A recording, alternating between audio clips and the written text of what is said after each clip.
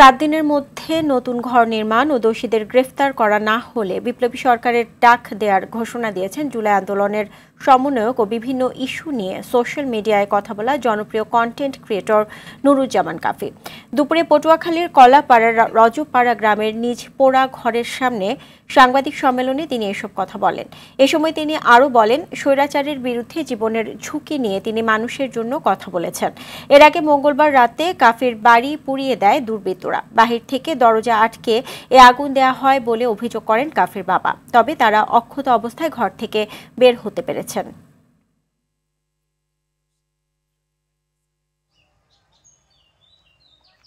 দেশের মানুষের নিরাপত্তা চাইছি, নিজের নিরাপত্তা চাইছি, সেখানে এখন আমার বাড়ি নাই। আমি 7 দিনের মাথায় রাজপথে দাঁড়াবো, বিপ্লবী ছাত্র জনতাকে নিয়ে দরকার হয় আমি বিপ্লবী সরকারের ডাক দিব। আমরা যারা ফ্রন্টে আন্দোলন করেছি তাদের প্রোটেকশন দেওয়া দরকার ছিল এই সরকারের।